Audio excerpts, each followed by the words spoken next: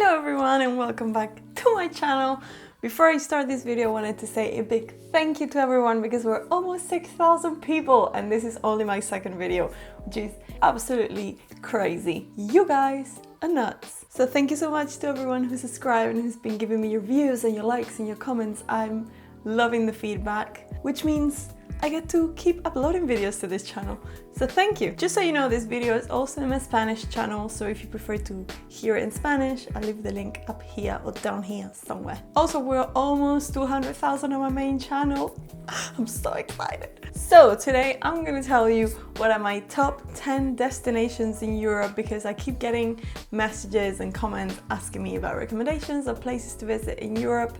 So I'm gonna tell you 10 of my favorite ones. I couldn't put every single place I love in Europe in this list because there's way too many, but I tried to choose 10 that are easy to visit in just a weekend or just a few days, and that usually you can easily find flights to get there. So yeah, I've left two major destinations out of this list, which are Paris and London, because I thought they're quite obvious. So I'll leave that for another video. I could do a video on Paris or a video on London. If you're really interested in that, let me know in the comments. So yeah, I'll skip those today and then I'll go with my other 10 destinations. I have to say I haven't put them in a specific order. I just put them in there randomly. So there's no better or worse ones. They're all just as good. Number one in this list is Lisbon. Lisbon, as you know, is the capital of Portugal. I've been all over Portugal a few times, especially the south, but I've been once to Lisbon. I was there only for, I think, 24 hours on a layover. I really love Lisbon. It really left a mark for me and I really want to go back there because I thought it was just a magical place. It's extremely charming. The streets are just magical. There's so many viewpoints. There's like 7 hills around Lisbon or something like that, and you can just see the city from basically anywhere. I went to a viewpoint called San Pedro de Alcántara, I think. There's also the tram, there's shopping to do there, there's the river, which is beautiful, there's the castle, and also the food is amazing. And if you go to Lisbon, you have to try pastéis de nata, which is the typical sweet from Lisbon. It's just like sort of like a custard cake and it's just delicious. So yeah, Lisbon should definitely be on your list for 2018. Number 2 on this list, you've already seen it on my vlogs. I'm sure most of you already have it on your bucket list because it's been really big 2017 on Instagram, and that is Santorini. Santorini, as you know, is one of the Greek islands in the Cyclades. I don't know how to pronounce that. It has 2 very well-known towns. One is called Terre and one is called Ia, which is the one you always see in the photos with the white buildings and the blue domes. But Santorini is way more than that. Santorini has so much to do. We were there for 5 days and we didn't have enough time to see everything. There's lots of small towns. There's a volcano, there's hot springs, there's ancient Terre and Acroteria, which is like archaeological sites. And of course you've got the beach. If you want to swim, you have the volcanic sand, which is black and it's really cool.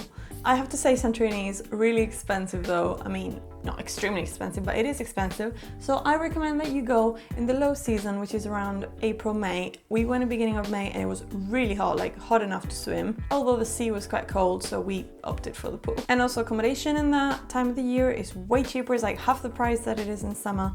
And there's no tourists compared to the number of tourists that you see there in August. So if you go, do it in May because it's awesome. Number 3 in this list is a little city in France that I really like. I didn't know which one to put in there because there's so many places in France that I love. I chose this one, but if you want me to make a video on awesome places to see in France, let me know because I know lots of them and they're all just beautiful. But today we're going to talk about Lyon. Lyon is just gorgeous. I had the chance to visit it a couple of years ago. It was one of my last, actually it was my last layover as a flight attendant and I absolutely fell in love with it. It is by the river. We hired some bikes and were cycling by the river from our hotel, which was a little bit far. Went by the river to Lyon and it was just stunning. There's this big hill that has the church of Notre Dame de Fourvière on top of it, and there's a view of Lyon which is just magnificent. I don't know, it's just a really charming place. Vieux-Lyon, which is the old town, is also beautiful. There's some museums, you can rent bikes to just cycle around and it's just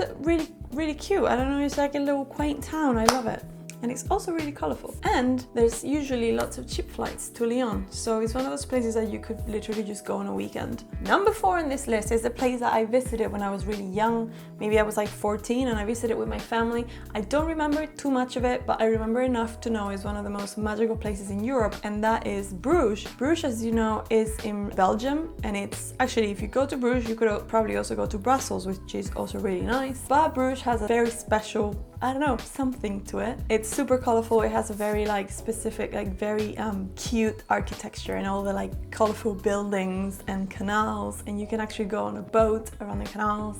There's a lake, there's a really nice market, and it's just a really cute place to walk around and explore, and very romantic as well, and very Instagrammable. So you should definitely add it to your list of places you can visit in a weekend in Europe. Number 5 in this list is actually the only place that I haven't been to, but I know it quite well because I used to organize trips for people to visit it, even though I've never been there. And that's Cinque Terre, which is in Italy.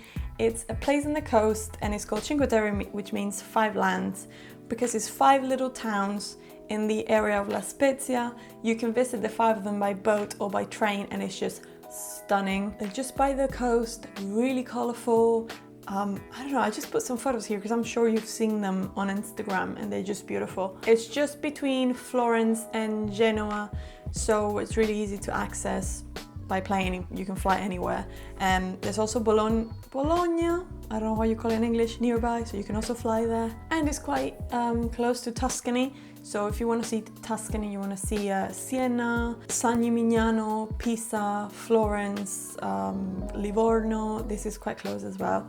So you can do it all in the same trip. But if you only have a weekend, I recommend you go to Cinque Terre because it looks just stunning, and I can't wait to visit it one day. Number 6 is Warsaw, and I went to Warsaw 2 summers ago. You've probably seen the vlogs. If you haven't, I'll just leave them around here. I have been in a few places in Poland, and this is my favorite one. But Poland in general is just great.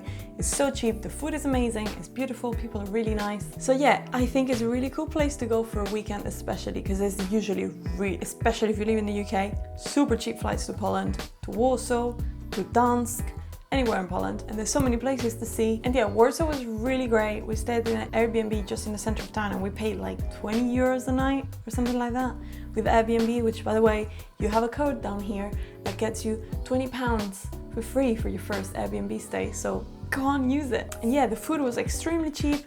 Warsaw has lots of things to see. It has a castle, like the wall, and like all the ancient town. It's just insanely beautiful. There's lots of parks and palaces and stuff. And yeah, it's somewhere definitely I would go back and spend the weekend, because I only had one day there and it wasn't enough to see everything, and it's just beautiful. I'll leave you the vlogs up here in case you're curious. Also last summer, after visiting Warsaw, we visited the place that is in number 7 in this list, which is Copenhagen.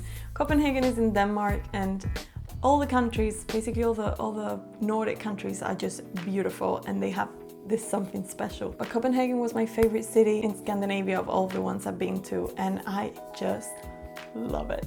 It has so much livelihood, there's so many people outside. It's actually really hot in summer, so it's great. There's a lot to see, lots of palaces and castles and museums and just like really cool places. There's a lot of young people, they're all just sitting by the river, drinking and eating and just like chatting to each other. I have to say though, it is quite expensive, so if you're planning to go to Copenhagen, save some money because it goes fast. But yeah, it's beautiful. You've probably seen the photos of Nyhavn, and it's just insane. I love it. And also, just across the bridge is Malmö in Sweden, so you can visit 2 countries in one. Number 8 is not actually a city, it's actually a country, and it's Norway. That was our last trip. We went there this month, actually, beginning of January, and we absolutely fell in love with it. It's one of those places that you never really think of going, but there's so much to see all over Norway, in the south, in the north, in the west, in the east, everywhere in Norway. There's just stuff to see. You can go in winter and see the snow, you can go in summer and see the beautiful landscapes, because it's just insane. You've probably seen these famous spots all over Instagram, which you can only access in summer. There's the Lofoten Islands in the north. There's Oslo, which I didn't really love Oslo especially. It was really nice, but I wouldn't just go to Oslo. I'd rather just see the countryside because it's just beautiful. We went to Uppland, which is just like 2 or 3 hours north of Oslo, and we stayed in a cabin in the middle of nowhere, and it was just beautiful. Like just seeing the snow, the beautiful roads, the trees, the landscapes, the frozen lakes, everything was just beautiful. There was so much peace and silence. It was insane. It's great to just disconnect from everything else. But of course, there's a lot more to do and see. There's the fjords, and there's, as I said, the Lofoten Islands, which are really trendy right now. And I bet really busy too. You can see the northern lights if you go north enough, not in the south, you can't really see them. So yeah, there's a lot to do. Definitely somewhere you should visit. Number 9 in the list was a bit of a dispute between two cities, Amsterdam and Berlin. I chose to put Berlin in there for many reasons, but Amsterdam is also really nice. Berlin is just a great place to see. This is a massive city with so much culture and so much history. Obviously, you know, the Holocaust and the wall and everything. There's lots of museums and stuff around that. But there's also a lot of culture and art and music and so many young people with a very like cool style, and you can just go out and enjoy that urban lifestyle of Berlin, which I haven't really seen anywhere else, maybe in London. But Berlin has a special style there. I don't know, I love it, very underground. And if you like to see monuments and museums and stuff, there's also a billion things you can see there. So there's something for everyone really in Berlin. And I really liked it when I was there. And last but definitely not least in this list is my beautiful hometown, Granada. Because, believe it or not because I'm from there, but Granada is one of the most beautiful places in Europe, and everyone I know that has been there and is not from there has told me that. Granada has beautiful areas, it has a lot of history. I put some photos around here. Some American president said it was the most beautiful sunset in the world. Frank Sinatra sang a song called Granada, and he hadn't even been there, so must have heard some magical things about it. There's the Alhambra, which is basically a wonder of the world. It's just beautiful, and it's one of those places that you enter and it literally transports you into another time. And also it has beach like 40 minutes away and the mountains 30 minutes away, with like 100 kilometers, 140 kilometers, something like that, of slopes to ski for every level. And it's just everything. It's just got everything. You have to visit it if you haven't been there, especially if you're from Spain. What are you doing with your life? Why haven't you been to Granada yet? Oh, also I forgot to say, you can have tapas. So when you order drinks in Granada, because there's so many students, so many young people, there's lots of people on the street all the time, lots of party. But going out is super cheap. You can have a mojito for like €3.50. You can drink a beer for €2 and they will give you the food for free. So you literally just spend €6 and you've had dinner and gotten drunk. Worth experiencing, that's for sure. Anyway, that's all the towns I wanted to mention in this video. Let me know if you want me to make another 10 places that you should visit in Europe, or if you want me to make specific ones for England or for France or for Spain, or I don't know, 10 things to see in Paris. I don't know. Let me know in the comments if you've been to any of these and you agree with me that they're really magical, or if you have any suggestions for me of other places in Europe that I should definitely visit. Is my dog ever gonna stop barking? Are you? Are you though? And yeah, that's it for today. Thank you so much for watching. Give it a thumbs up if you like this type of videos. Don't forget to subscribe if you haven't already. And I'll see you next week with another video. Bye!